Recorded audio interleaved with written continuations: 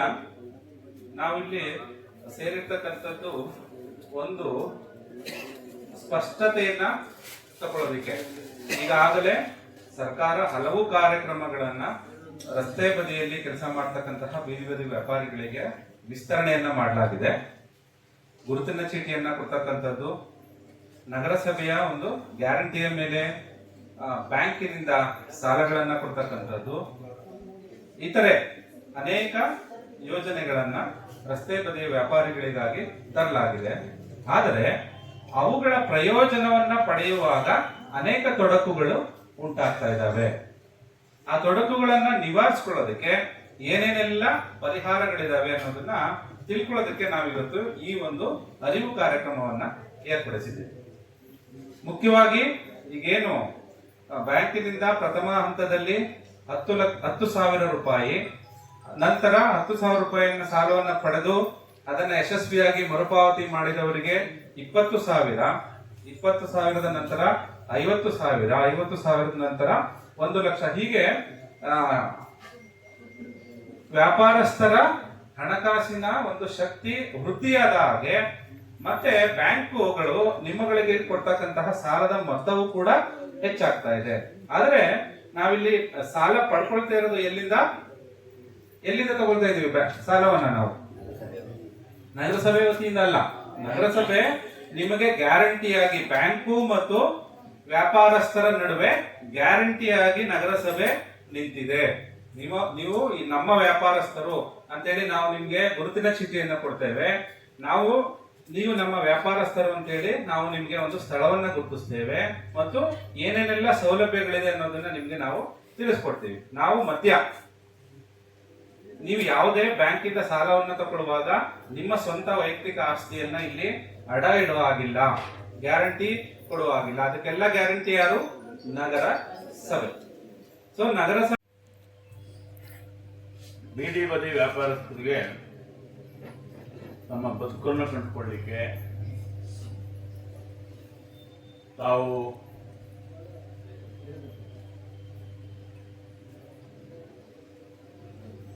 ಪಡ್ತಾ ಇರ್ತಕ್ಕಂಥ ಶ್ರಮ ಎಲ್ಲದಕ್ಕೂ ಒಂದು ಉದ್ಯಮವನ್ನ ಲಾಭದಾಯಕವಾಗಿ ಪರಿವರ್ತನೆ ಮಾಡಬೇಕು ಮತ್ತು ಅದರ ಮುಖಾಂತರ ತಮ್ಮ ಬದುಕನ್ನು ನಡೆಸೋದಕ್ಕೆ ಶಕ್ತಿ ಸಿಗಲಿ ಅಂತೇಳಿ ಸರ್ಕಾರ ಹಲವಾರು ಕಾರ್ಯಕ್ರಮಗಳನ್ನ ಹಮ್ಮಿಕೊಂಡಿದೆ. ಹಾಗಾಗಿ ಬ್ಯಾಂಕಿಂಗ್ ವ್ಯವಸ್ಥೆಯಲ್ಲಿ ಈಗಾಗಲೇ ನಮ್ಮ ಆಯುಕ್ತರು ಪ್ರಾಸ್ತಾವಿಕವಾಗಿ ಮಾತಾಡುವಾಗ ಹೇಳಿದಂತೆ ನಮ್ಮ ದಾಖಲಾತಿಗಳು ಸರಿಯಾಗಿದ್ದರೆ ಮತ್ತು ಸಾಲ ಮರುಪಾವತಿ ಸರಿಯಾಗಿ ಮಾಡಿದ್ರೆ ಮತ್ತು ಅವರ ಯಾವುದೇ ವ್ಯಾಪಾರ ಮಾಡ್ತಕ್ಕಂಥವರ ಒಂದು ಆರ್ಥಿಕ ಕ್ಷಮತೆ, ಅಂದರೆ ನೀವು ಸಾಲವನ್ನು ಮರುಪಾವತಿಸತಕ್ಕ ಸಂದರ್ಭದಲ್ಲಿ ನಿಯಮಿತವಾಗಿ ಅವರು ಯಾವ ಸಮಯದಲ್ಲಿ ಟೈಮ್ ಫಿಕ್ಸ್ ಮಾಡಿರ್ತಾರೋ ನಿಯಮಿತವಾಗಿ ಸಾಲ ಮರುಪಾವತಿ ಮಾಡಿದ್ರೆ ನಮಗೆ ಹುಡ್ಕೊಂಡು ಬಂದು ಸಾಲ ಕೊಡ್ತಕ್ಕಂಥ ವ್ಯವಸ್ಥೆ ನಮ್ಮ ದೇಶದಲ್ಲಿ.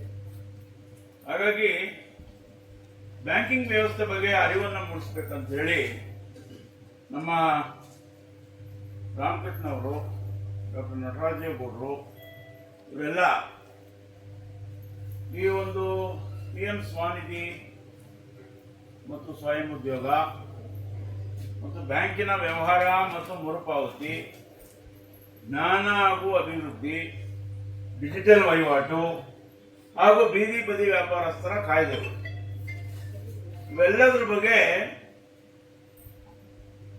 ಅಧಿವೇಶನಗಳನ್ನು ಏರ್ಪಾಡು ಮಾಡಿ ನಾವು ಗಂಭೀರವಾಗಿ ಇವರು ಮಾತಾಡ್ತಕ್ಕಂಥವ್ರು ಸಂಪನ್ಮೂಲ ವ್ಯಕ್ತಿಗಳು ಏನು ವಿಚಾರವನ್ನು ಹೇಳ್ತಾರೆ ನಾವು ಗಂಭೀರವಾಗಿ ಅರ್ಥಕೊಂಡ್ರೆ ನಮಗೆ ಬಹಳ ಉಪಕಾರ ಆಗ್ತದೆ. ನಾವು ಜೀವನದಲ್ಲಿ ಈಗೇನೋ ಮಾತಾಡ್ತಾ ಇದ್ದಾರೆ, ನೀವು ಮೈ ಮರ್ತ್ಕೊಂಡು ಸರಿಯಾಗಿ ಗ್ರಹಿಸದೆ ಹೋದ್ರೆ ನಿಮಗೆ ತೊಂದರೆ. ಹಾಗಾಗಿ ಈಗ ಏನು ಒಂದು ತಮಗೆ ಅರಿವು ಮೂಡಿಸಬೇಕು, ಬ್ಯಾಂಕಿಂಗ್ ವ್ಯವಸ್ಥೆ ಬಗ್ಗೆ, ಜ್ಞಾನಗಳ ಬಗ್ಗೆ ತಿಳುವಳಿಕೆ ಕೊಡಬೇಕು ಅಂತೇಳಿ ಕಾರ್ಯಾಗಾರವನ್ನು ಹಮ್ಮಿಕೊಂಡಿದ್ದಾರೋ ಅದು ಸಾರ್ಥಕತೆ ಆಗ್ಬೇಕಂದ್ರೆ ತಾವೆಲ್ಲ ಗಂಭೀರವಾಗಿ ಈ 4 ಜನ ಅಲ್ಲ 5 ಜನ ಅಧಿವೇಶನಗಳು ಎಷ್ಟೆಷ್ಟು ನಿಮಿಷ ಇದು ಅರ್ಧ ಅರ್ಧ ಗಂಟೆನಾ ಒಂದು 20 ನಿಮಿಷ 5 ಜನ ನೋಡಿ. ಇಲ್ಲಿ ವಿಷಯಗಳು ಬಹಳ ಯಶಸ್ವಿ ಉದ್ಯಮಿ ಕೂಡ ತಿಳ್ಕೋಬೇಕು, ಪ್ರತಿಯೊಬ್ಬ ನಾಗರಿಕರು ತಿಳ್ಕೋಬೇಕು. ಯಾಕಂದ್ರೆ ಇವತ್ತು ಡಿಜಿಟಲೈಸ್ ಆಗ್ತಾ ಇದ್ದೀವಿ. ಇವತ್ತು ಬೀದಿ ಬದಿ ವ್ಯಾಪಾರಿಗಳು ಕೂಡ ಸ್ಕ್ಯಾನ್ ಮಾಡ್ತಾ ಇದ್ದಾರೆ, ಫೋನ್ ಪೇ ನಲ್ಲಿ ವ್ಯವಹಾರ ಮಾಡ್ತಾ ಇದ್ದಾರೆ, ಕ್ಯಾಶ್ಲೆಸ್ ಸೊಸೈಟಿ ಕಡೆ ಹೋಗ್ತಾ ಇದೀವಿ ನಾವು.